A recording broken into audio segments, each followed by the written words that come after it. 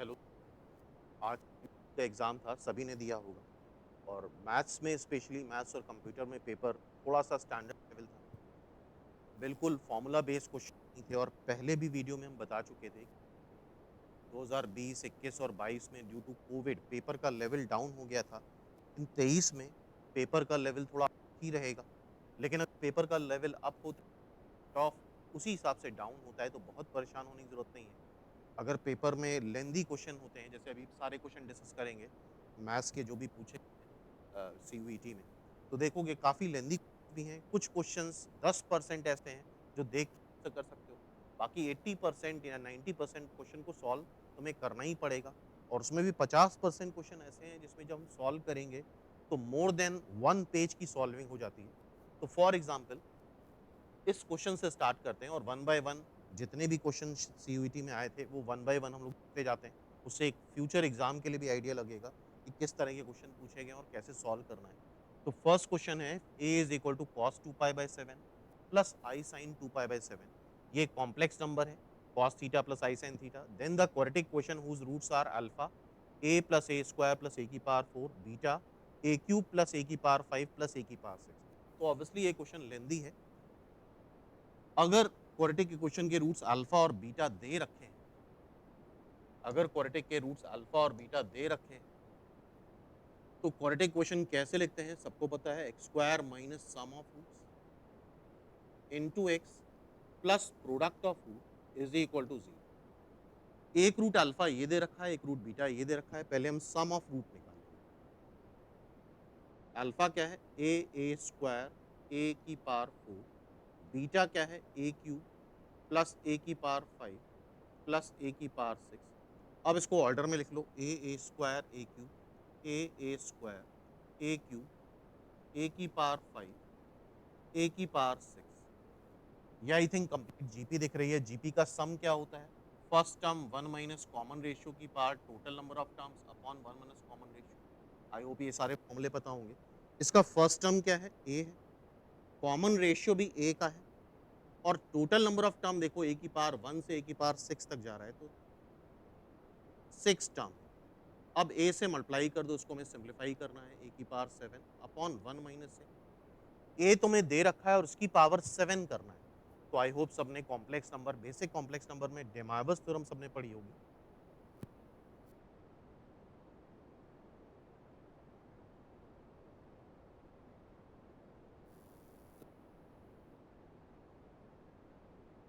आई sign N theta. Okay, तो हमें निकालना है ए की power 7।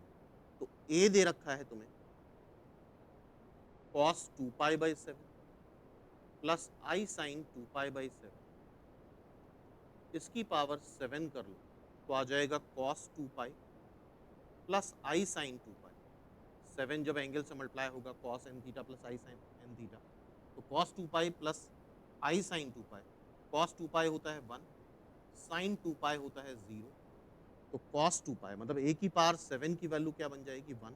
So that will be A minus 1 upon 1 minus A, जो कि आ जाएगा -1। तो सम ऑफ रूट हमें मिल गया। अब हम यहाँ से प्रोडक्ट ऑफ रूट निकाल लेते हैं। प्रोडक्ट ऑफ रूट मतलब अल्फा इंटू बीटा। अल्फा फिर से दे रखा है ए स्क्वायर ए की पावर 4, बीटा दे रखा है ए क्यूब ए की power 5 A to the power 6। यहाँ से ए कॉमन आ जाएगा, यहाँ से ए क्यूब कॉमन आ जाएगा, तो ए की पावर 4 बन गया। 1 plus A square A cube, और यह आएगा ए क्यूब कॉमन लोगे तो 1 plus A square plus A cube. अब ये पूरा मल्टीप्लाई कर देते हैं हम लोग। पहले 1 को सबसे मल्टीप्लाई करो तो 1 plus A square plus A cube, फिर ए से पूरे को मल्टीप्लाई करो ए क्यूब ए की पावर 4, फिर ए क्यूब से मल्टीप्लाई करो ए क्यूब ए की पावर 5 ए की पावर 6। ठीक है, अब हम ए की पावर 4 से मल्टीप्लाई कर लेते हैं। ए की power 4 plus A to the power 6 plus A to the power 7 plus A to the power 5 plus A to the power 7 plus A to the power 8 plus A to the power 7। 5 से multiply करोगे ए की power 9 plus A की power 10। ठीक है, already हम देख चुके हैं ए की पावर 7 क्या आ रहा है 1, ए की पावर 7 ये, ए की पावर 7 ये और ए की पावर 7 ये, तीनों 1 1 1 आएंगे, 3 लिख लो। अब ए की पावर 8, ए की पावर 7 अगर 1 है तो ए की पावर 8 क्या हो जाएगा, ए की power 7 into A, that will be A because A की पावर 7 1 है। ए की पावर 9 क्या हो जाएगा, ए टू द पावर 7 इंटू ए का स्क्वायर, ए स्क्वायर हो जाएगा। ए की पावर 10 क्या हो जाएगा, ए की power 7 into A cube, that will be A cube. Clear है बात सबको?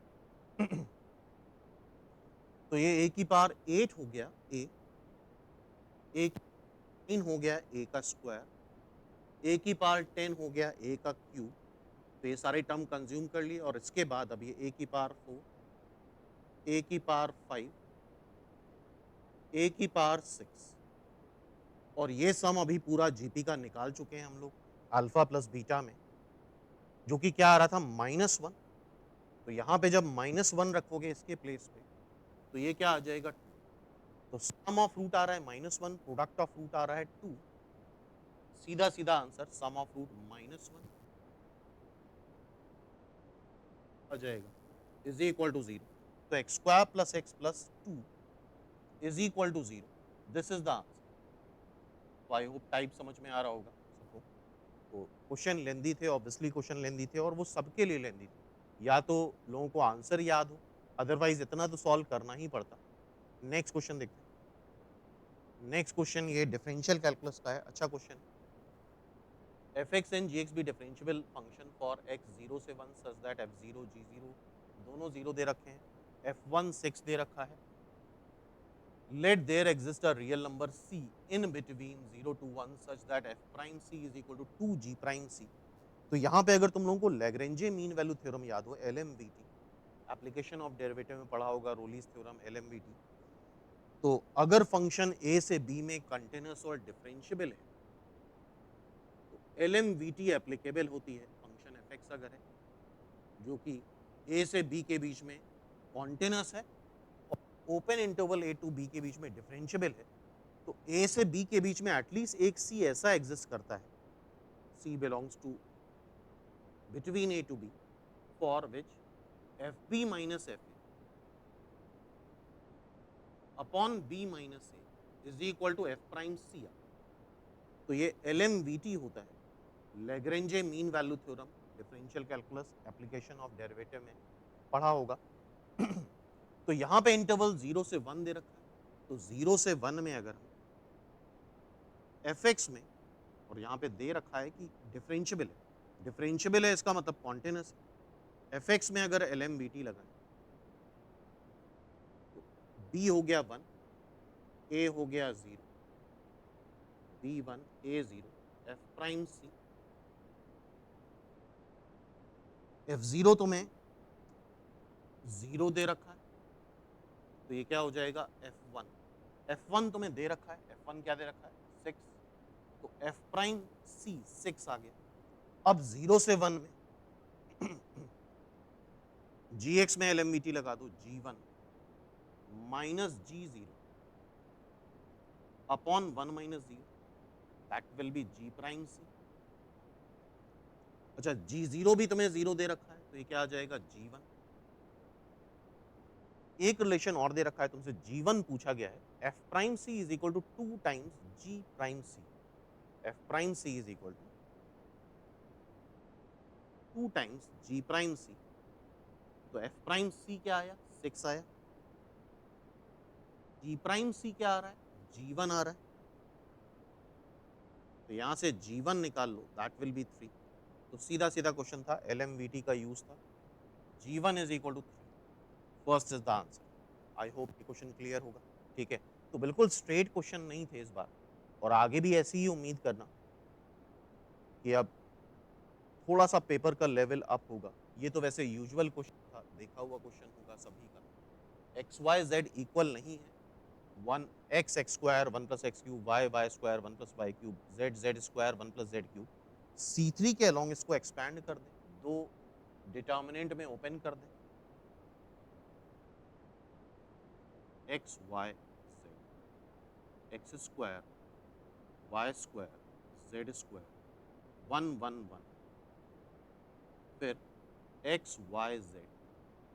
तो डिटर्मिनेंट की प्रॉपर्टी से हम इसको दो डिटर्मिनेंट में ब्रेक कर सकते हैं, X cube Y cube Z cube. ठीक है, इसको डेल्टा वन मान लो अभी फिलहाल, पूरा लिखने से अच्छा है डेल्टा वन। इससे एक्स कॉमन ले लो, R2 से y और R3 से z, तो एक्स वाई जेड कॉमन आ जाएगा, 111 X Y Z X square Y square Z square. अब क्या करना है, C2 C3 को इंटरचेंज करो, बाहर एक माइनस साइन आ जाएगा, एक्स स्क्वायर इधर आ जाएगा, 1 एक्स वाई जेड उधर चला जाएगा। ठीक है, हमें ये डिटर्मिनेंट लाना है, तो पहला तो काम ये कर लेते हैं हम लोग, इन दोनों को इंटरचेंज करते हैं, इसको ना चेंज करके। एक कंसेक्यूटिव रो या कॉलम इंटरचेंज करने पे क्या होता है, माइनस साइन आ जाता है, एक्स वाई जेड यहाँ आ गया 111, C2 में आ गया 111, यहाँ आ जाएगा। फिर जब यहाँ 111 आएगा तो उसको X square Y square Z square change कर लेना, C2 को C3 से चेंज कर लोगे, तो माइनस माइनस न्यूट्रलाइज होके प्लस बन जाएगा, तो ये भी डिटर्मिनेंट इस फॉर्म में आ जाएगा।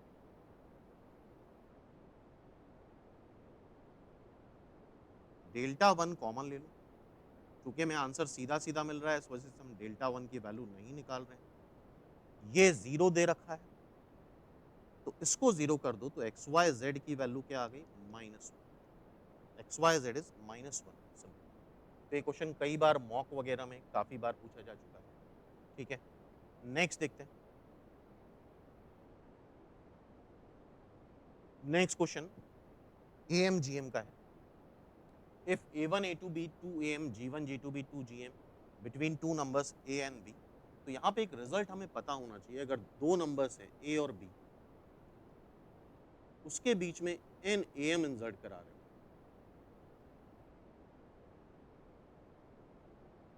तो sum of these n arithmetic means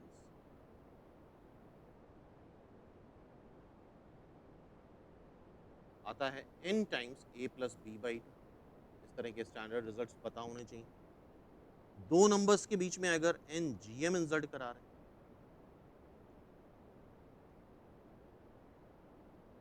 तो सारे GMs का प्रोडक्ट आता है √AB की पावर n। क्लियर है? तो यहाँ पे क्वेश्चन में क्या बोला जा रहा है, दो AM इंसर्ट करा रहे हैं और दो GM इंसर्ट करा रहे हैं।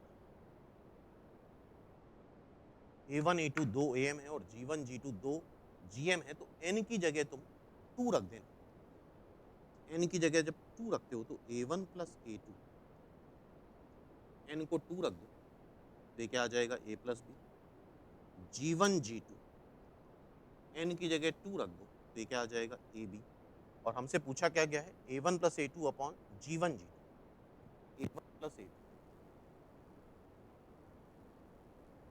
Upon G1 G2, that is A plus B upon AB, क्या आ जाएगा, 2। तो सिंपल ये रिजल्ट यूज करके A plus B upon AB, C is the answer. तो कुछ क्वेश्चन थे जो बिल्कुल स्ट्रेट थे या स्टैंडर्ड मेथड यूज करके भी सॉल्व कर सकते थे, लेकिन कुछ क्वेश्चंस थे जिसमें कैलकुलेशन काफी ज्यादा था। नेक्स्ट क्वेश्चन पे आते हैं। नेक्स्ट क्वेश्चन फिर से AM GM HM का आ गया। The harmonic mean of two numbers, suppose कर लेते हैं नंबर्स A और B हैं, तो इसका हार्मोनिक मीन आई होप सबको पता है 2AB upon A plus B होता है, जो कि 4 दे रखा है। अर्थमेटिक मीन A दे रखा है, अर्थमेटिक मीन जो कि होता है A प्लस B/2, A दे रखा है। ज्योमेट्रिक मीन G दे रखा है। नंबर्स बताना है तो हमें यहाँ पे रिजल्ट एक पता होना चाहिए, G square is equal to H के प्लेस पे 4 रख दो। हार्मोनिक मीन क्या दे रखा है, 4, तो एच के प्लेस पे 4 रख दिया। Satisfying 2A plus G square is equal to 26,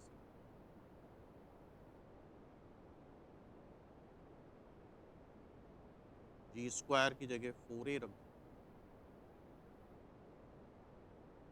6A is equal to 27, तो A आ गया 9/2। अगर A 9/2 आ रहा है, हमें नंबर्स बताने हैं, तो A प्लस B आ जाएगा तुम्हारा 9।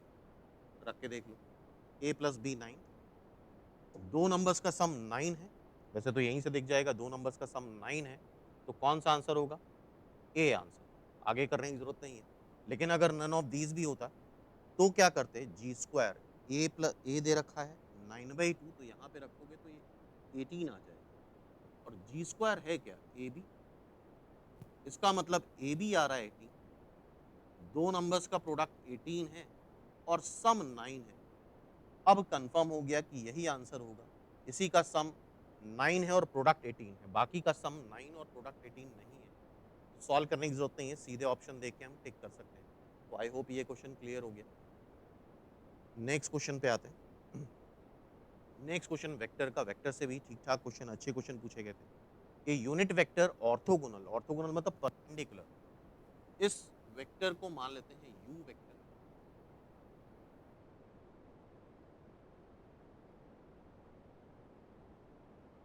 एक वी वेक्टर है जो इसके परपेंडिकुलर है, ऑर्थोगोनल है, तो उसको एक्स आई कैप प्लस वाई जे कैप प्लस जेड के कैप ले लेते हैं, और अगर ये यूनिट वेक्टर है तो X square plus Y square plus Z square is equal to 1, पहली क्वेश्चन, ठीक है। और u और v वेक्टर अगर परपेंडिकुलर है तो उनका डॉट प्रोडक्ट 0 आएगा।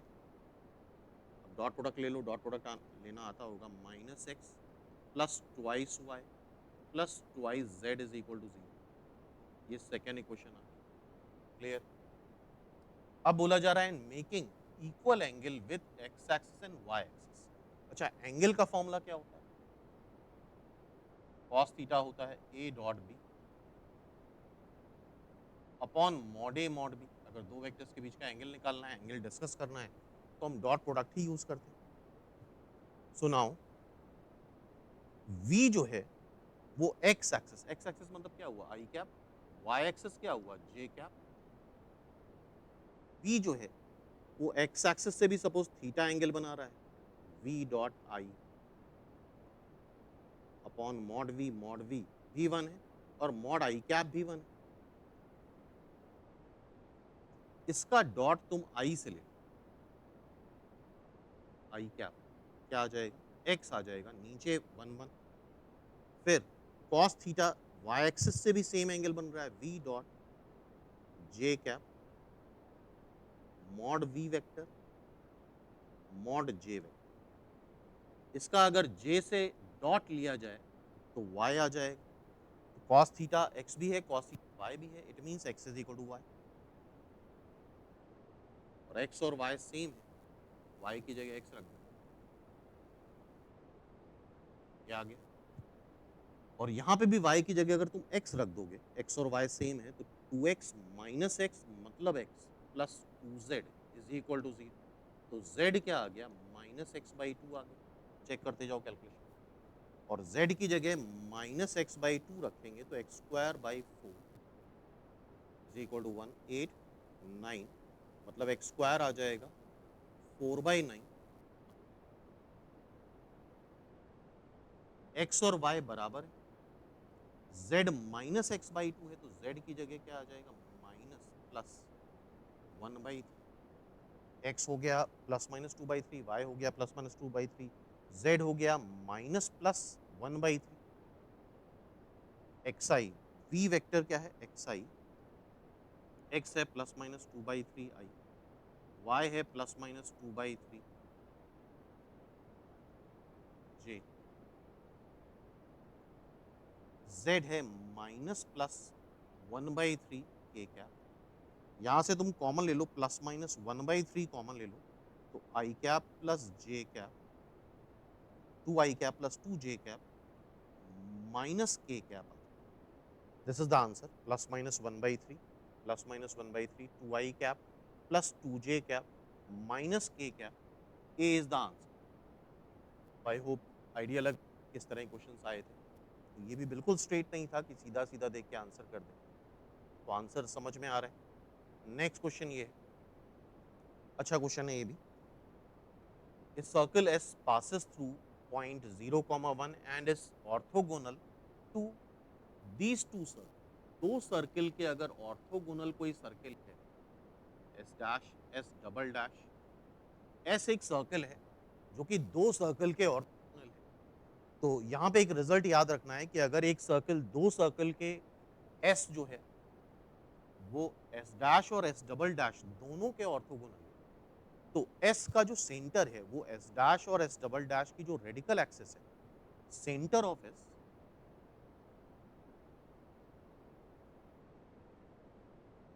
सेंटर ऑफ एस, ये रिजल्ट याद होना चाहिए, centre of S lies on radical axis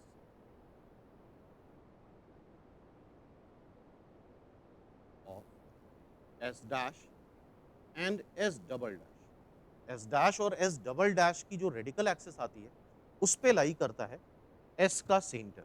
तो इन दोनों का S डैश लिख लो या पहले S डबल डैश लिख लेते हैं, X square plus Y square minus one is equal to zero. S dash लिख लेते हैं, X square plus Y square minus two x minus 15 is equal to zero. Radical axis निकाल लो, दोनों को सब्ट्रैक्ट कर दो,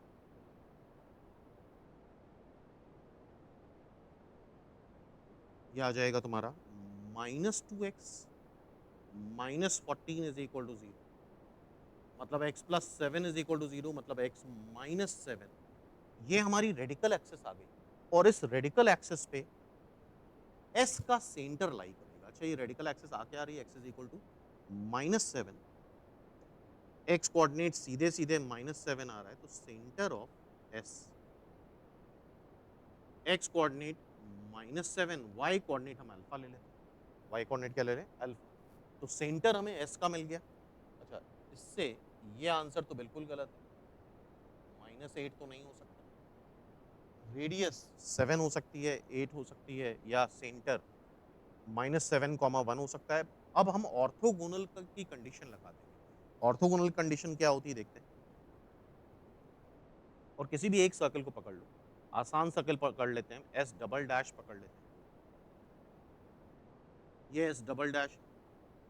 अच्छा, ऑर्थोगोनल के लिए हमेशा याद रखना, two g one g two plus two f one f two is equal to c one plus c two मत यूज करना, क्योंकि वहां पे साइन का गड़बड़ कर लेते हैं स्टूडेंट। तो उसके लिए सीधा तरीका है एस और एस डैश, एस और एस डबल डैश अगर ऑर्थोगोनली इंटरसेक्ट कर रहे हैं,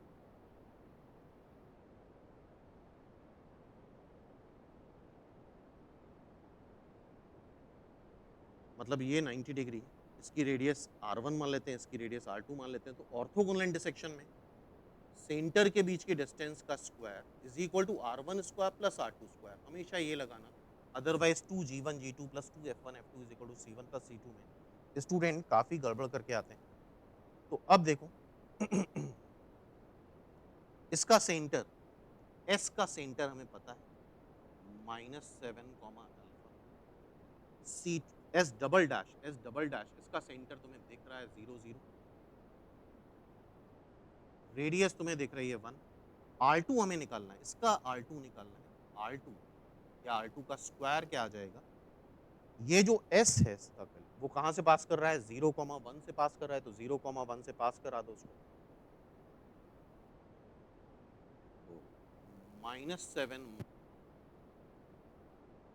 अल्फा माइनस वन का होल स्क्वायर, नहीं, प्लस अल्फा माइनस वन का होल स्क्वायर, ये हमारी रेडियस आ गई आर टू। अब सीधा सीधा लगा दो, सेंटर पता है C one C two, minus seven minus zero का होल स्क्वायर माइनस सेवन का स्क्वायर, अल्फा माइनस जीरो का whole square alpha square, R one square, R one क्या है, आर टू है तुम्हारा 49 प्लस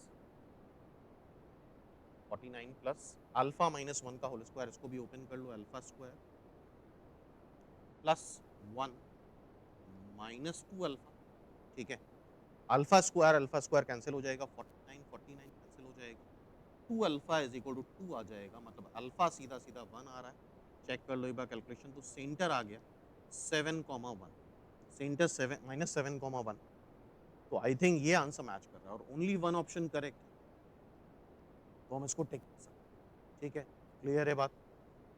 तो ठीक ठाक क्वेश्चन था ये भी, आई होप सबने अटेम्प्ट किया होगा। नहीं किया है तो अगली बार अगर एग्जाम में आता है तो कर सकते हो। नेक्स्ट, ये एक सिंपल क्वेश्चन था ट्रिग्नोमेट्रिक रेशियो का। कॉट स्क्वायर 45, कॉट 45 कितना होता है 1, कॉस 45 कितना होता है 1/√2, उसका स्क्वायर करोगे 1/के। सेक 45, सेक कॉस 45 होता है 1/√2, सेक 45 हो जाएगा √2 और उसका स्क्वायर कर लो। साइन 30 होता है 1/2, साइन 30 का स्क्वायर 1/2 का स्क्वायर करोगे 1/4, a/2 इज इक्वल टू 1/2, तो सीधा सीधा k की वैल्यू 1 आ रही है। तो कई क्वेश्चन इस तरह के डायरेक्ट भी आए हैं जो विद इन सेकेंड सॉल्व कर सकते हो। नेक्स्ट देखते हैं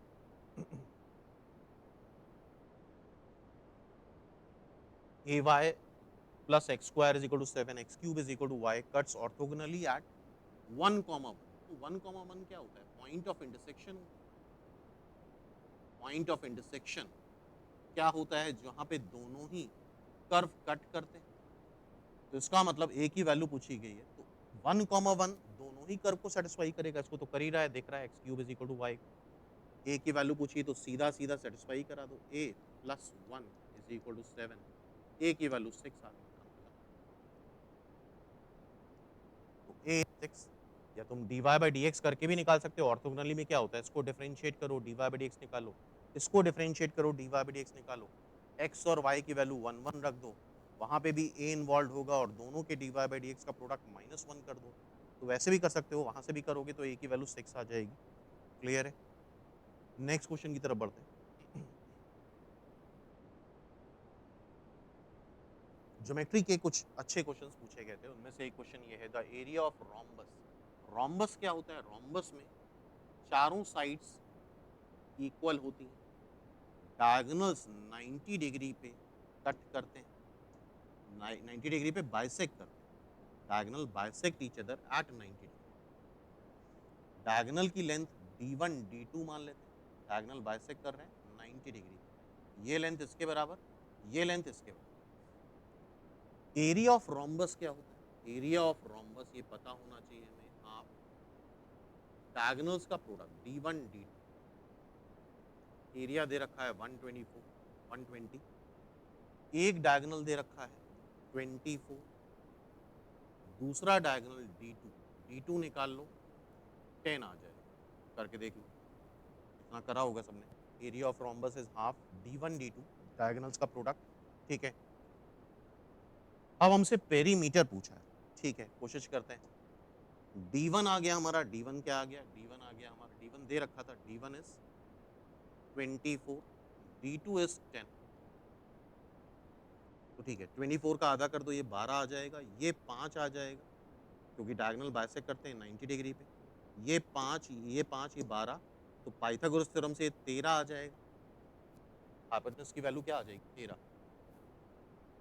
रोम्बस में सारी साइड्स इक्वल होती हैं, हमसे पेरीमीटर पूछा गया है, तो पेरीमीटर क्या हो जाएगा? सारी साइड्स 13 को 4 बार जोड़ोगे तो that will be 52। So D is the answer. क्या आंसर आ गया? D, simple. क्लियर है? नेक्स्ट क्वेश्चन देखते हैं। मैच द कॉलम है, सिंपल सा क्वेश्चन है, फॉर्मूला क्वेश्चन है। कंडीशनल प्रोबेबिलिटी, कंडीशनल प्रोबेबिलिटी का फॉर्मूला क्या होता है? कंडीशनल प्रोबेबिलिटी का फॉर्मूला आई थिंक सबने पढ़ रखा है। This is the formula for conditional probability. Binomial distribution क्या होता है? एन सी आर पी की power n minus r q की पावर आर, ये बाइनोमियल डिस्ट्रीब्यूशन हो गया। Bayes theorem P, addition theorem P A union B is equal to P A plus P B minus P A intersection B. तो ये बड़ा आसान होता है। ए मैच कर रहा है किससे? कंडीशनल प्रोबेबिलिटी मैच कर रही है क्यू से, ए मैच कर रहा है क्यू से, तो ए मैच कर गया क्यू से। बी मैच कर रहा है एस से, तो बी मैच कर गया एस से, तो दिस इज द आंसर, क्योंकि यही बस कॉमन आ रहा है, बाकी में तो ए डिफरेंट मैच कर रहा है। सो सी इज द आंसर। तो काफ़ी क्वेश्चंस ऐसे थे जो हम देख के भी कर सकते थे, काफ़ी क्वेश्चन ऐसे थे जिनमें काफ़ी अच्छे कैलकुलेशंस थे, तो मिक्स एंड मैच पेपर रहा। नेक्स्ट देखते हैं। For arithmetic progression the mean deviation from mean. ठीक है, ये एक एपी दे रखी है, अच्छा क्वेश्चन है ये भी। A plus D, A plus 2 D, A plus 3 D, A plus 2 N D. A is the first term, D is the common difference, और टोटल नंबर ऑफ टर्म्स की अगर बात करूँ, D 1D 2D 3D 2ND 2N terms तो इतने होंगे, और एक ये तो 2N प्लस 1 टर्म्स है। कितने टर्म्स हैं? 2N plus 1 terms. अगर ऑड टर्म्स है, n ऑड है, तो जो मिडिल टर्म आता है, चूंकि ये अगर AP देखो तो ये इक्वली डिस्ट्रीब्यूटेड है, AP है, तो बीच में जो गैप है वो मतलब वो सेम गैप आ रहा है, डी का आ रहा है, तो उसका जो मिडिल टर्म होगा, मिडिल टर्म ही इसका मीन हो जाएगा। मिडिल टर्म क्या होता है? अगर n की वैल्यू ऑड है तो Tn plus 1/2 is the middle term. तुम x बार वैसे भी निकाल सकते हो, सबका सम निकाल लो, टोटल नंबर ऑफ टर्म से डिवाइड कर दो, वो भी कर सकते हो, सीधा सीधा सम आ ही जाएगा, ठीक है। या फिर मिडिल टर्म ये आ जाएगा, मिडिल टर्म n की वैल्यू 2n प्लस 1 अगर रखोगे तो Tn plus 1 is the middle term which is a plus nd। Otherwise तुम ये फॉर्मूला यूज कर सकते हो, x bar is equal to s upon 2n plus 1, ठीक है। तो Tn प्लस 1 ये मिडिल टर्म आ जाएगा, दोनों तरह से निकाल के देख सकते हो, x बार, ठीक है। मीन डेविएशन क्या होता है? Total number of terms summation fi xi minus x बार का मॉड। अगर नेगेटिव आ जाए तो मॉड ले लो, i की वैल्यू 1 से लेके जितने भी है n तक, ये तुम्हारा डेविएशन फ्रॉम मीन होता है। तो ठीक है, टोटल नंबर ऑफ टर्म्स निकालते हैं। टोटल नंबर ऑफ टर्म्स क्या है? Total number of terms 2n plus 1 है, देखते जाओ। Deviation from mean summation i की वैल्यू 1 से लेके, या सीधा सीधा समेशन क्यों लिखे हैं, सीधा सीधा सबट्रैक्ट करते जाते हैं, मॉड लेते जाते हैं। पहला टर्म क्या है? a, और उसको x बार मतलब a प्लस एन डी से सबट्रैक्ट कर दो। दूसरा टर्म क्या है? a प्लस डी, इसको सबट्रैक्ट कर दो a प्लस एन डी से। तीसरा टर्म क्या है? a प्लस 2d, इसको सबट्रैक्ट कर दो a प्लस एन डी से, ठीक है। करते करते इसमें एक में बीच में term a plus n d भी आएगा, उसको सबट्रैक्ट करेंगे, जीरो आएगा। a plus n d minus a plus n d, a plus n plus n d आएगा।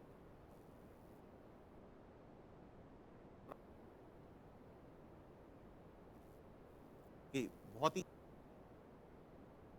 कंटिन्यूअस सीरीज बन जाएगी।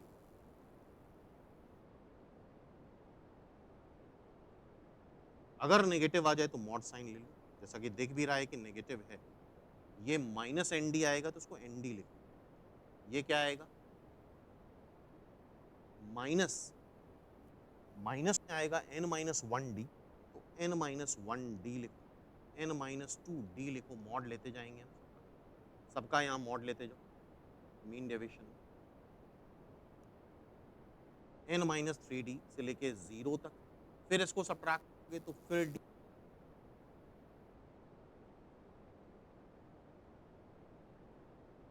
2nd, ठीक है। इसको सबट्रैक्ट करेंगे तो ये आ जाएगा, फिर से nd आ जाएगा। तो ये सीरीज देख रहे हो डबल हो रही है, ठीक है। nd यहाँ पे 1 2 3 d 2d 3d, और d 2d 3d से लेके nd तक, इधर d 2d 3d से लेके nd तक, जीरो वाला टर्म मिडिल टर्म आ गया, तो 2 टाइम्स ये सीरीज आ रही है, d 2d 3d से लेके nd तक। d कॉमन ले लो, 2d अपॉन 2n प्लस 1, ये क्या आ जाएगा? 1 प्लस 2 प्लस 3 से लेके n तक का सम, 2d nn plus 1 divide by 2, 2n plus 1, 2 cancel हो गया, d nn plus 1 upon 2n plus 1, d nn plus 1 upon 2n plus 1, d nn plus 1 upon 2n plus 1, b is the answer, simple, ठीक है। तो ये deviation from mean हो गया, या mean deviation. अगर नेगेटिव आता है तो मॉड साइन ले लिया जाता है, सिंपल। नेक्स्ट क्वेश्चन देखते हैं। Next question, area of parallelogram in a chess board chess board में तुम्हें पता है, टोटल अगर देखें, टोटल हॉरिजॉन्टल लाइन 9 होती है बाउंड्री मिला करके, और वर्टिकल लाइंस भी 9 होती हैं बाउंड्री मिला करके। तो अगर 9 हॉरिजॉन्टल लाइन है और 9 वर्टिकल लाइन है, या m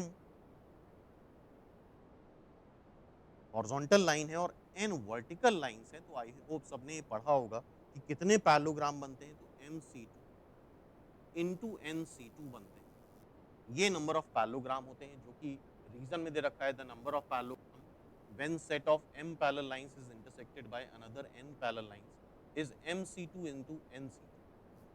क्लियर एवरीवन? और चेस बोर्ड में क्या होगा? चेस बोर्ड में 9 हॉरिजॉन्टल लाइन और 9 वर्टिकल लाइन आएंगी। 9c2 इंटू 9c2 चेक कर लेते हैं। 9c2 nn-1 डिवाइड बाई 2 आता है, nn-1 डिवाइड बाई 4, 36। 36 इंटू 36 करोगे तो यही आएगा, चेक कर लो। इट मीन्स एसर्शन भी सही है, एसर्शन भी सही है, रीजन भी सही है, और ये जो सॉल्विंग लगा रहे हैं वो यही फॉर्मूला तो लगा रहे हैं। तो this is the actual reason for this statement या दिस एसर्शन। तो दोनों सही है, और reason is the actual explanation for this assertion. So both assertion and reason are correct, and reason is the correct explanation for assertion. I hope ये question भी clear हो गया। ठीक है, सिंपल बेसिक क्वेश्चन था, मेमोरी बेस्ड। नेक्स्ट क्वेश्चन देखते हैं। ये एक अच्छा क्वेश्चन है, ध्यान से देखो उसको। A person goes for an examination in which three there are 4 papers। ये मल्टीनोमियल का क्वेश्चन है, लेंदी क्वेश्चन है, with a maximum of m marks. मान लो तुम बोर्ड का एग्जाम दे रहे हो, फिजिक्स, केमिस्ट्री, मैथ्स और कंप्यूटर का एग्जाम दे रहे हो, और उसमें मैक्सिमम मार्क्स कितने होते हैं? वैसे 100 होते हैं, यहाँ पे m मार्क्स दे रखे हैं। तो 4 सब्जेक्ट्स मान लेते हैं, A B C D। उसके मैक्सिमम मार्क्स कितने हैं? m। और मिनिमम मार्क्स कितने होते हैं सब्जेक्ट में? 0। Each paper the number of ways in which one can get 2m marks. Total overall marks कितने मिले? 2m। तो ध्यान रखना, जो मार्क्स होते हैं वो आइडेंटिकल होते हैं, मार्क्स की कोई कैटेगरी नहीं होती है। ठीक है, अगर मैथ्स में हमारे 100 मार्क्स आ रहे हैं, या मैथ्स में अगर 90 मार्क्स आ रहे हैं, तो किस क्वेश्चन में कौन सा मिला, ये बात इरेलीवेंट है। जैसे अमाउंट या रुपए भी जो होते हैं वो आइडेंटिकल होते हैं। ठीक है, तो मार्क्स भी आइडेंटिकल होते हैं। तो for distribution of identical object we use multinomial theorem. हमें चारों सब्जेक्ट्स को मिला करके 2m मार्क्स लाने। सपोज कर लो टोटल जो मार्क्स हो गए 2m हो गए, एक सब्जेक्ट में मिनिमम 0, मैक्सिमम m मार्क्स मिल सकते हैं, ओवरऑल टोटल 2 मार्क्स हमें चाहिए। तो ऐसा कितने तरह से हो सकता है? हमें चाहिए कितना? 2m marks. किसी को कितना भी मिल जाए। तो अगर याद हो, n आइडेंटिकल ऑब्जेक्ट्स,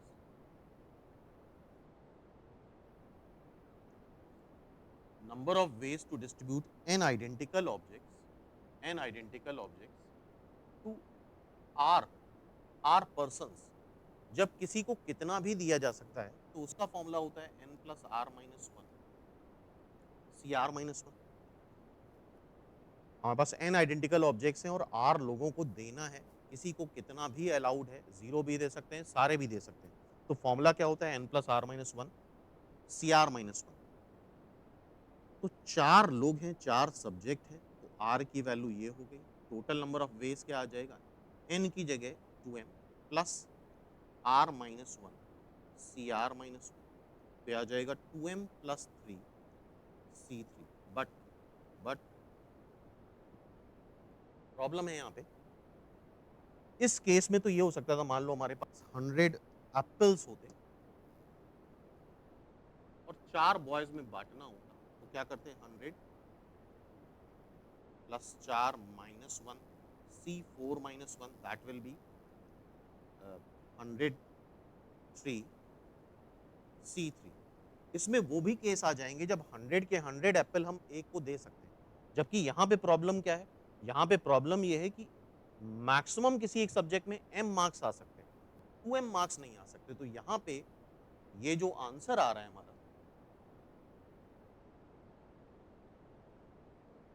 इसमें एक्स्ट्रा आंसर्स भी हैं, एक्स्ट्रा सॉल्यूशंस भी हैं। वो सॉल्यूशंस कौन से हैं?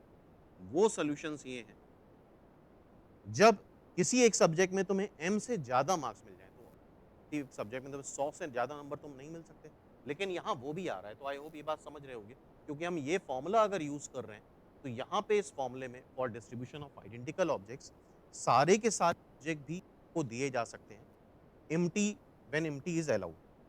तो यहाँ पे हमें कुछ केसेस सब्ट्रैक्ट करने होंगे, जहाँ पे किसी भी सब्जेक्ट में तुम्हें m से ज़्यादा नंबर मिल रहे हैं। नंबर हमेशा इंटीजर में ही होंगे। तो मान लेते हैं किसी एक सब्जेक्ट A में तुम्हें m से ज़्यादा नंबर मिल रहे हैं, मतलब m+1 या उससे ज़्यादा नंबर मिल रहे हैं। ठीक है? तो क्लियर है?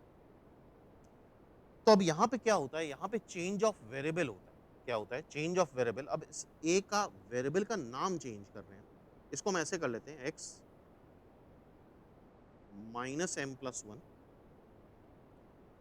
इसका नाम क्या दे दिया हमने? या इसको हम ऐसे बोल दें, x नाम दे दिया और इसको ऐसे कर लो, m+1। तो ये जो वेरिएबल x आया, वो ग्रेटर देन और इक्वल टू 0 आएगा। क्लियर है बात? ये वेरिएबल x आ जाएगा ग्रेटर देन और इक्वल टू 0। तो जब ये वाले केसेस, जब a की वैल्यू m+1 से ज़्यादा है, तो इसको हम सब्ट्रैक्ट करने वाले हैं इक्वेशन के थ्रू। कैसे देखते हैं? इसका नाम हम x देने वाले हैं और x आ क्या रहा है? x क्या आ रहा है? a minus m+1। ठीक है?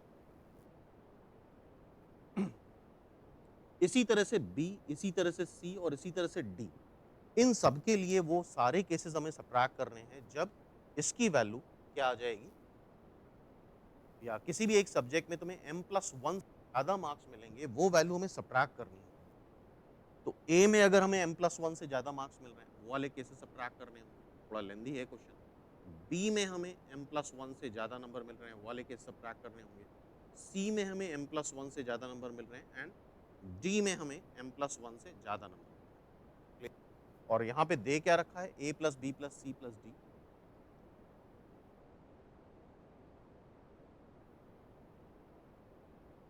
अब हम यहाँ पे चेंज ऑफ वेरिएबल करना चाहते हैं।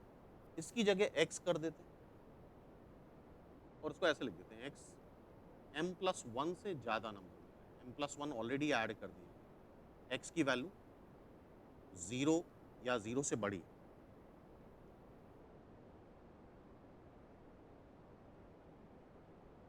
जब भी इसको नंबर मिलेंगे, 0 ही मिलेंगे, तो ये m+1 ही मिनिमम नंबर लेगा। ठीक है? तो वो सारे केसेस यहाँ सब्ट्रैक्ट कर देंगे और टोटल 2m मार्क्स से ज़्यादा मिलेंगे ही नहीं। 2m मार्क्स से ज़्यादा मिलेंगे नहीं, बिकॉज़ हमें इसी नंबर से इसको सब्ट्रैक्ट करना है। तो इसको सॉल्व करो, x plus b plus c plus d, इसको उधर लेके जाएँगे तो m-1। अब यहाँ पे फिर से तुम फ़ॉर्मूला लगा दो। n ये है, r है 4,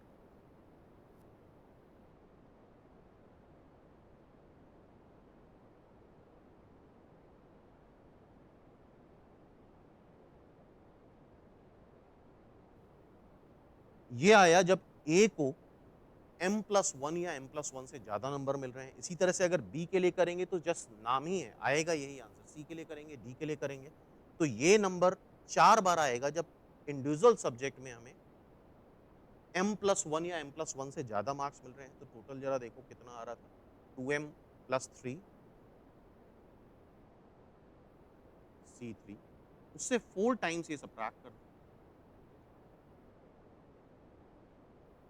इसको करने पे जो आंसर आएगा, आई थिंक सी आता है, एक बार सॉल्व करके देख लेते हैं। और इसका एक और आंसर है, अगर इस तरह से नहीं समझ पा रहे हो, तो टोटल हमें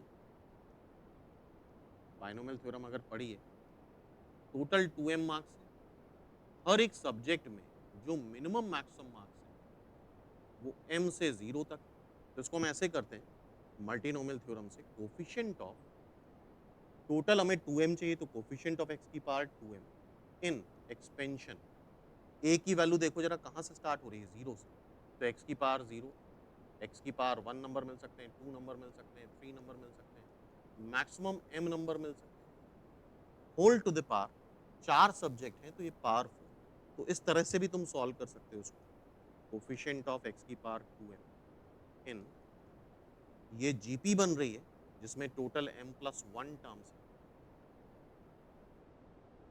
first term 1 minus common ratio की power total number of terms upon 1 minus common ratio.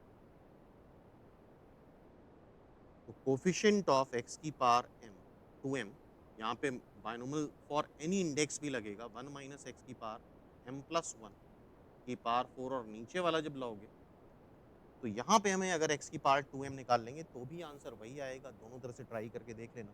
So this is the question of multinomial theorem, जो कि ऑब्वियसली लेंदी था।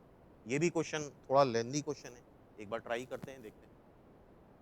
थीटा लाई कर रहा है 0 से π/2, summation m is equal to 1 से लेके 6 तक cosec theta plus m-1 π/4 cosec. Obviously हम कॉसेक को हमेशा सेक में कन्वर्ट कर लेते हैं,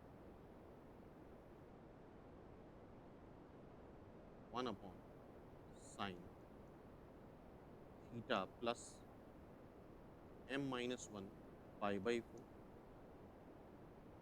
साइन थीटा m π/4। ठीक, ये हो गया, ऊपर 1 लिखा है। अच्छा, इन एंगल्स का अगर सब्ट्रैक्ट करो, दिस इसको अल्फा ले लो, इसको बीटा ले लो, अगर सब्ट्रैक्ट करो तो साइन π/4 आ जाएगा। इन एंगल को सब्ट्रैक्ट करके देख लो, इसको एक को अल्फा लो, एक को बीटा लो, तो सब्ट्रैक्ट करने पे दैट विल बी π/4।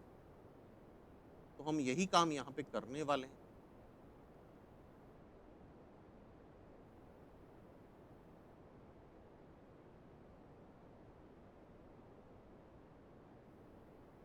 ठीक, साइन ए माइनस, अच्छा साइन π/4 बचेगा, जो कि 1/√2 होता है, तो √2 से मल्टीप्लाई डिवाइड कर लो। अब ऊपर लगा दो sign A minus sign A minus B, जो कि होता है sign A cos B minus cos A sine B. नीचे वही लिखा है, ए और बी मान लो, या साइन अल्फा माइनस बीटा मान लो। तो जब ये करेंगे हम, थोड़ा सा कैलकुलेशन खुद से भी करके देखो, तो sine of this and cos of this, तो कॉस ऑफ दिस से आ जाएगा एक कॉट, करके देखो अपने आप एक बार। ऊपर साइन ए माइनस बी का फॉर्मूला लगाओ, माइनस कॉस ऑफ दिस और sine of this. Cos of this को जब तुम इससे डिवाइड करोगे तो कॉट ऑफ,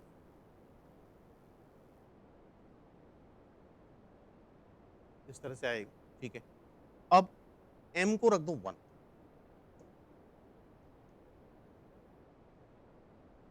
समेशन लगा, क्रॉस कैंसिलेशन हो जाएगा, √2 बाहर लिखा रहने दो, बाद में √2 लेंगे। m को रखो 1, कॉस थीटा 1 रख दो, तो ये 0 हो जाएगा, माइनस कॉस थीटा प्लस π/4।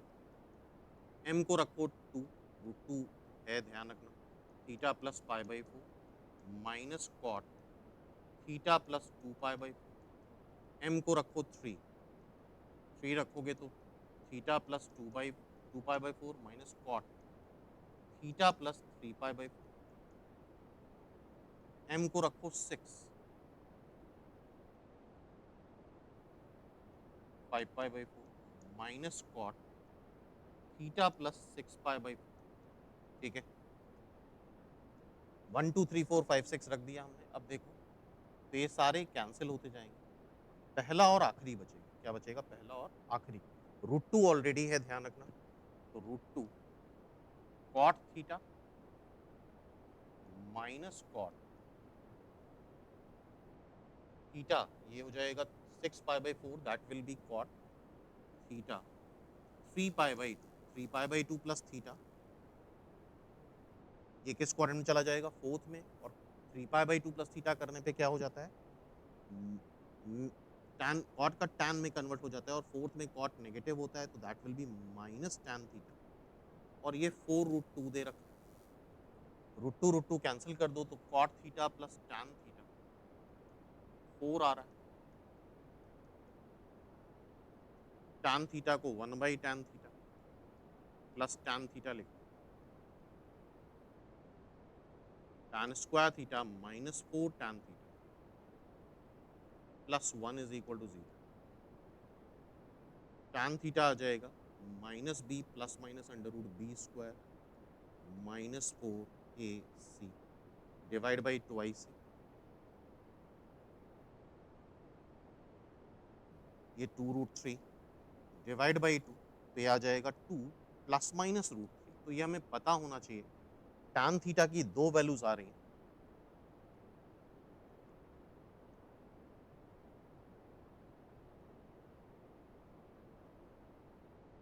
यह आएगा theta is equal to pi by 12 पे और ये आएगा 5 पाई बाई 12। दो वैल्यूज, इवन यहाँ पे दो वैल्यूज तुम लिख सकते हो, करके देख सकते हो, पाई बाई 12 और 5 पाई बाई 12 पे वैल्यूज आ जाएंगे। तो इसका answer pi by 12 and 5 pi by 12, इस तरह से इसका आंसर मैच करेगा। दो आंसर आ रहे हैं, pi by 12 and 5 pi by 12। तो ये भी एक अच्छा क्वेश्चन था। Next question, every pair among the equation, ये इक्वेशंस दे रखी हैं।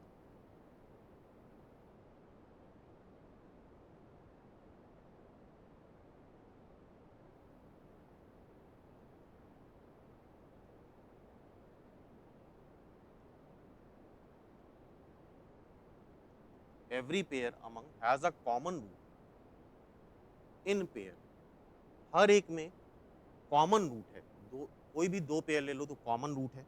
तो कैसे दो, मतलब कोई भी दो पेयर ले ले तो उसमें कॉमन रूट आ रहा है, कैसे देखते हैं। इसका अल्फा,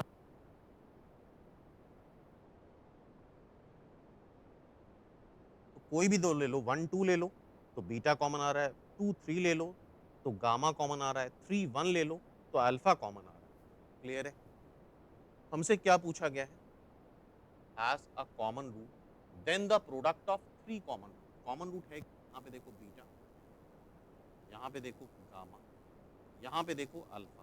तो हमसे product of three common root पूछा गया। तो बड़ा सिंपल है, फर्स्ट में रूट्स का प्रोडक्ट निकाल लो, क्यू आर आ रहा है। सेकेंड में रूट्स का प्रोडक्ट निकाल लो, बीटा गामा आर पी आ जाएगा। थर्ड में रूट का प्रोडक्ट निकाल लो, गामा अल्फा पी क्यू आ जाएगा। तीनों को मल्टीप्लाई कर दो तो alpha square beta square gamma square is equal to p square q square r square. तो अल्फा बीटा गामा क्या आ रहा है, प्लस माइनस पी क्यू। तो प्रोडक्ट ऑफ रूट प्लस में ही दे रखा है, तो इट्स आंसर इज ए। क्या आंसर हो गया इसका, A. Simple, clear everyone. Next देखें। नेक्स्ट क्वेश्चन ये भी सिंपल है, find all the point of discontinuity of F where F is defined as X upon mod X. X negative है, अगर एक्स नेगेटिव है तो मॉड एक्स को क्या लिखोगे, माइनस एक्स। तो ये क्या आ जाएगा, -1। अगर एक्स नेगेटिव है तो भी -1, एक्स ग्रेटर देन और इक्वल टू 0 है तो भी -1। तो ये तो, अगर एक्स नेगेटिव है तो भी y is equal to -1, x positive है तो भी y इज इक्वल टू -1। तो ये तो कॉन्टिन्यूस एवरीवेयर, जगह ये कॉन्टिन्यूस है। तो पॉइंट ऑफ डिसकंटिन्यूटी बतानी है, तो कहीं पे भी ये डिसकंटिन्यूस नहीं होगा। B is the answer. Clear. Next देखते हैं।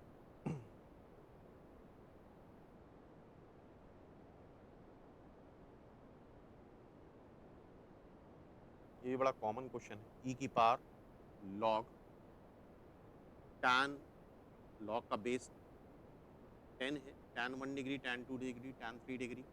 लॉग की प्रॉपर्टी से ये सारे मल्टीप्लाई हो जाएंगे।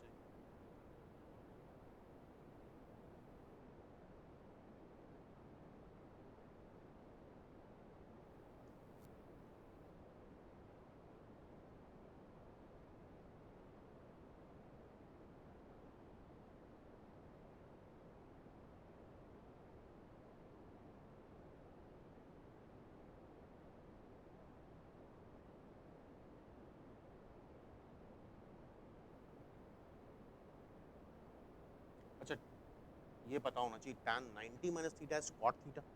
तो tan 89 डिग्री को तुम tan 90 माइनस 1 डिग्री लिखोगे तो कॉट 1 डिग्री। ये आ जाएगा कॉट 2 डिग्री। ये क्वेश्चन आई थिंक काफ़ी बार करा होगा तुम लोगों ने। कॉट 3 डिग्री, अगर यहाँ tan 87 डिग्री लिख लें तो that will be cot 3 degree. tan 46 को कॉट 44 डिग्री लिख लो। कॉट थीटा क्या होता है, 1/tan थीटा। तो आई थिंक ये दिखना चाहिए यहाँ से तुम्हें। tan 1 degree cancel, cot 1 degree से, tan 2 डिग्री कॉट 2 डिग्री से, tan 3 डिग्री कॉट 3 डिग्री से, sorry cot 4 degree tan 44 degree से, तो सारी पेयरिंग हो गई, बचा अकेला tan 45 डिग्री विच इज 1, तो सारे कैंसिल हो गए, यहाँ बचा क्या log 1, और 1 का log क्या होता है 0, और e की पावर 0 क्या आ जाएगा 1, बी इज द आंसर। ठीक है, क्लियर है। नेक्स्ट देखते हैं। Two adjacent side of a cyclic quadrilateral are 2 and 5। ठीक है, साइक्लिक क्वाड्रिलेटरल क्या होता है, जिसकी वर्सेस सर्कल पे लाई, और कोई प्रॉपर्टी नहीं होती, बस एक प्रॉपर्टी होती है कि opposite angles are, opposite angles का सम जो होता है वो 180 डिग्री आता है। ये अगर थीटा तो ये 180 माइनस थीटा सबने पढ़ा होगा। टू साइड्स, दो साइड्स दे रखी हैं 2 एंड 5, उनके बीच का एंगल दे रखा है 60 डिग्री। साइक्लिक क्वाड्रिलेटरल की यही प्रॉपर्टी है, अगर ये 60 है तो ये 120 होगा, तभी सम क्या आ रहा है, सम आ जाएगा तुम्हारा 180। ठीक है, थर्ड साइड भी दे रखी है 3, फोर्थ साइड पूछी है तो फोर्थ साइड मान लेते हैं एक्स है, एक्स हमसे पूछा गया, तो डायगोनल को लेकर के कोई प्रॉपर्टी नहीं होती, डायगोनल ये वाला बना लो, और दो साइड्स पता है, बीच का एंगल पता है, तो हमेशा कॉस थ्योरम यूज करो, कॉस 60, आई थिंक पढ़ा होगा, cos A is B square plus C square minus A square upon 2bc। तो कॉस 60 क्या होता है, एडजेसेंट साइड जो है उसके स्क्वायर्स का सम माइनस, ये डायगोनल मान लेते हैं, इसको डायगोनल को डी मान लेते हैं, डी का square upon 2bc adjacent side का प्रोडक्ट, दैट ये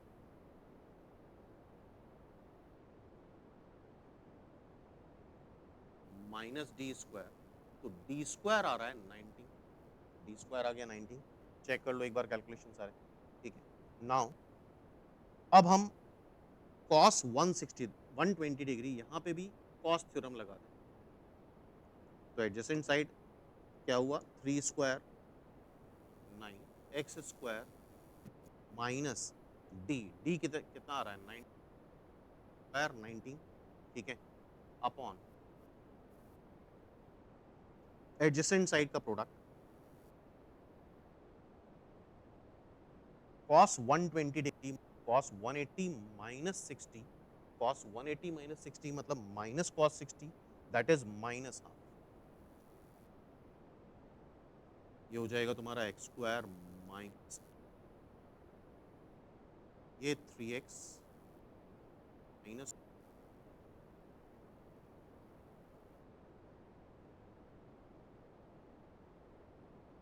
आई थिंक 5 और 2 से फैक्टराइज होगा जा रहा है, x plus 5 x minus 2, check कर लो एक बार, तो x2 की साइड है तो नेगेटिव नहीं हो सकती, -5 नहीं हो सकता, तो x इज ऑल्सो 2, सिंपल, तो कोसाइन फॉर्मूला लग गया और इससे क्वेश्चन ये सॉल्व हो गया। क्लियर है, आइडिया लग रहा है सबको। ठीक है, नेक्स्ट क्वेश्चन देखते हैं। सिंपल क्वेश्चन है, f is such that R to R the minimum value of function fx,